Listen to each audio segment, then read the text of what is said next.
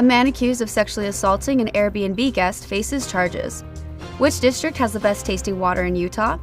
And a new tour guide facility opens up in Springdale. You're watching St. George News at 5. Good afternoon, I'm Amy Bennett. A Hurricane man was accused of sexually assaulting a guest at an Airbnb and is being charged with 2 first-degree felonies. The allegations stem from an incident that was reported back in February, where a woman staying at 46-year-old Jeremy Spence's Airbnb reported that she was sexually assaulted by Spence. The woman claimed that Spence entered her room uninvited and then proceeded to sexually assault her. Spence was released from jail after posting bail and awaits his preliminary hearing, which is scheduled for April 22nd. At the Dixie Convention Center this past week, Utah State's water system operators gathered together to decide which district is producing the tastiest water. Maury Kessler has more on the event and which district took home the trophy. Who has the best tasting water in Utah? According to 3 judges at the Rural Water Association of Utah's annual conference held in St. George earlier this month, it is water from the Bear River Water Conservancy District. Water Association President Jacob Sharp said the taste testing contest is an annual tradition among water agencies. Annual tradition for rural water agencies throughout the nation. So anyone in the state that's a member of the association can bring a sample of their water down, unbiased judges. They do a taste test, determine the winner. Fun thing for the winner is that they get to go back to Washington, D.C. With the association next year to what's called the National Water Rally. Bear River's water will be shared with Utah's congressional delegation while in Washington, D.C., and also entered into a national taste testing contest. Water from Utah has won the national competition before, with water from Beaver, Utah taking the competition in 2006. As for what the Rural Water Association of Utah does in general, it provides support and training for water system operators across the state, while also lobbying for them at the state legislature. Thanks, Maury. Springdale celebrated the grand opening of the new store Zion Guru last week, which offers a plethora of tours for visitors. Stephanie DeGraw has more on the new location and what it offers. Zion Guru, an outfitting and guide service for Zion National Park, is celebrating their new location in Springdale. They offer canyoneering, e-bikes, yoga, and rock climbing tours. Cody Smith, operations manager, had this to say.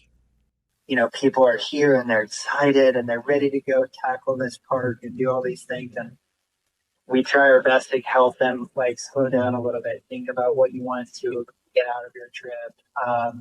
Let's look at a map and talk about some of these locations. And then also just that the stuff, the other advice I would give them is in order for this place to remain magical and this peaceful, amazing landscape, we have to take care of it. Zion Guru is on the corner of State Road 9 and Big Springs Road. Thanks, Stephanie. From pottery to finger painting, this local artist's creativity knows no bounds. Despite her successful career in human resources, her passion for art never left. Here's Jessie Bang with the full story. Watercolor artist Cheryl Sachs grew up surrounded by art. She picked up her first paintbrush at the age of 3, but it wasn't until 2013 that she officially took her career from corporate success to a gallery showcased painter. What I really enjoy painting is people and crystals and flower. I really love painting things that's glass. That's one of my favorite things.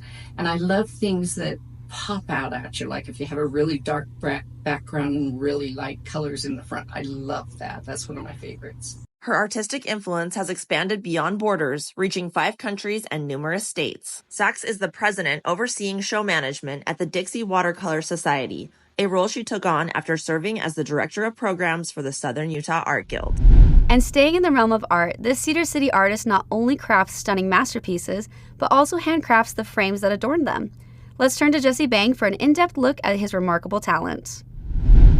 Artist Travis Humphreys is a master of multiple art mediums ranging from landscape painting to souvenir making. He's also made a career as a custom framer, creating his own business that provides museum-quality framing meant to last for hundreds of years. This one's a metal leaf, but it has a 13-karat panel, which is kind of interesting. And now I'm going to send it over to Candace Chris to give us the breakdown of what happened this past week in sports. Thanks, Amy. High school baseball is officially underway and Snow Canyon is off to a hot start. The Warriors went 4-0 last week and outscored their opponents 43-8 in the 4 games. Hurricane lost in their first matchup against Beaver, but have since then gone undefeated and are now 5-1. Crimson Cliffs has been on a similar path, losing their season opener and winning their next 4 games.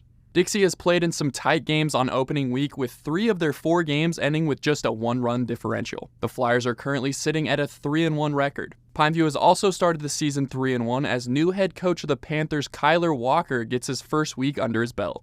Desert Hills went 2-1, winning their first 2 games against Utah teams and dropping the 3rd game to Foothill High School out of Nevada 8-5. And lastly, the Cedar Reds split last week and are now 2-2 heading into region play this week. Now back to you, Amy. Thank you for watching St. George News at 5. I'm Amy Bennett with St. George News, your #1 source for local news. This has been St. George News at 5.